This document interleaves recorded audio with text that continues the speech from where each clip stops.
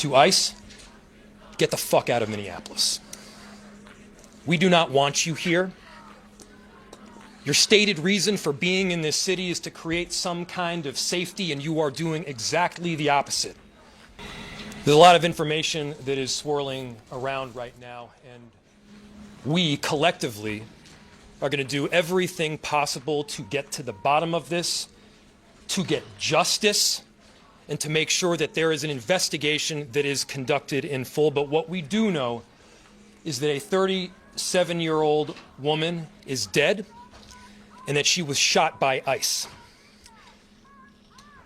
We've dreaded this moment since the early stages of this ICE presence in Minneapolis.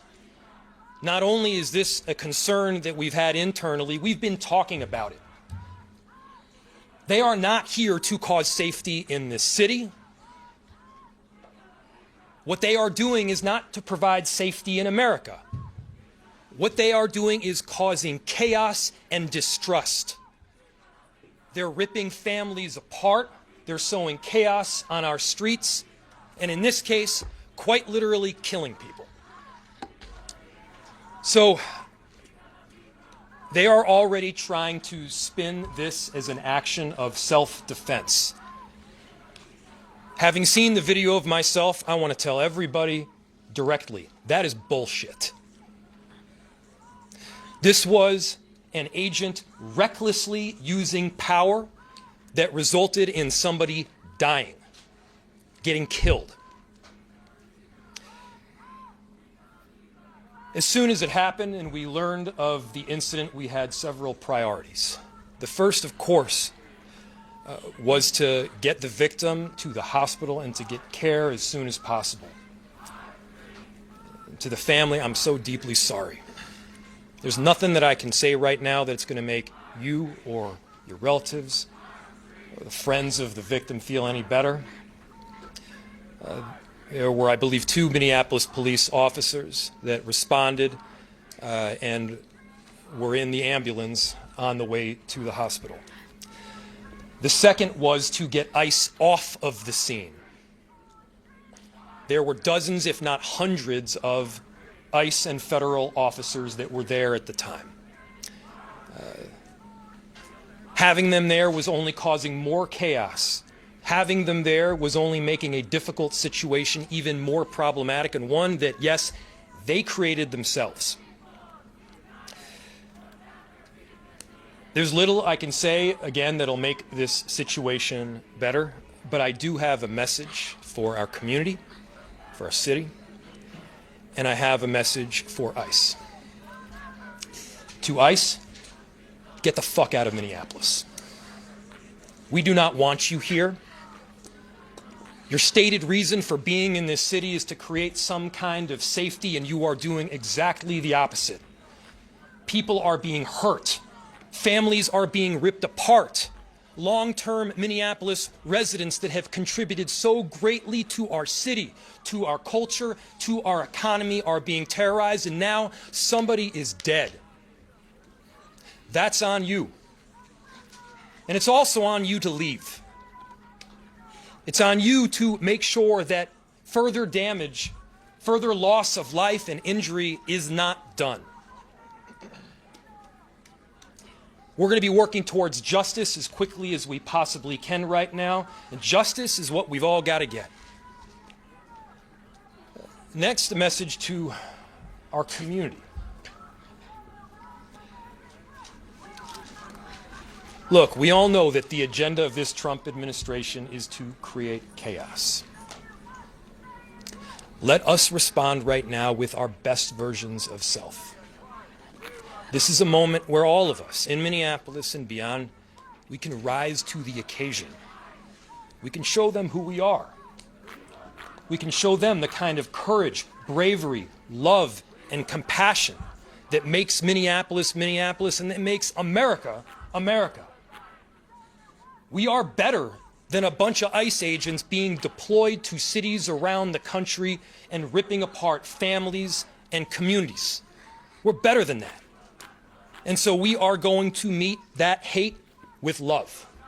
We are going to meet that despair with hope. We are going to meet that injustice with constitutional justice ourselves. And we're going to make sure that in this very difficult moment, we do not take the bait that these ICE agents are trying to create and that the federal government, to be clear, wants. They want us to respond in a way that creates a military occupation in our city. They want an excuse to come in and show the kind of force that will create more chaos and more despair. Let's not let them. Let's rise to this occasion. Let's show them something far more beautiful than the kind of division that they're trying to stoke. Let's show them unity of purpose, of love, and the courage of our conviction. Our conviction, to be clear, is rock solid, and it is for our neighbors, all of our neighbors. It's for people who have lived here for 80 years. It is for new immigrants who have made this city a better place. That's the kind of love that we're going to show up with right now. If you're angry, I get it. I am too. If you're feeling that kind of despair, it's understandable. Let's show them who we can be. Let's show up with peace. To march, to protest, to hug one another, to love all the way with peace. Do not give them what they want.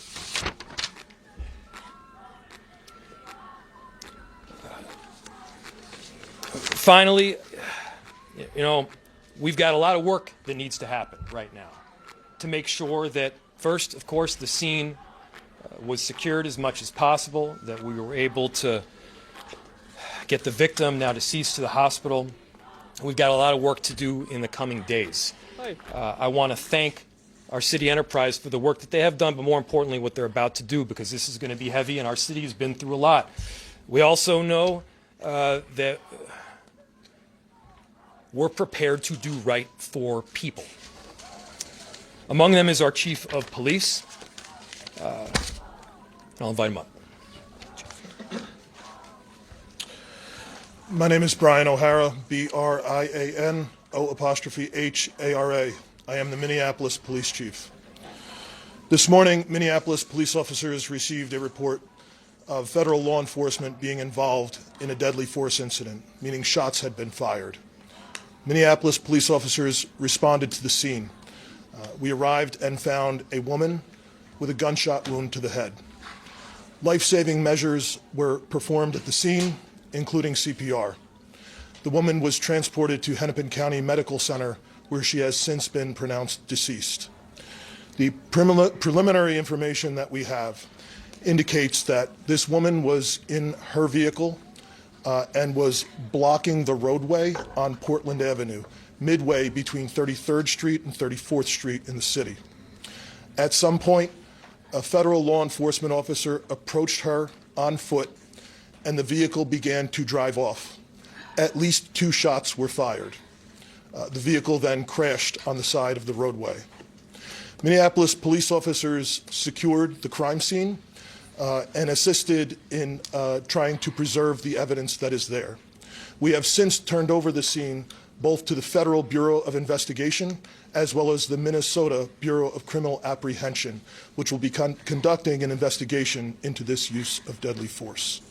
I want to thank the mayor, city council president, other members of the city council, state legislators that were on the scene.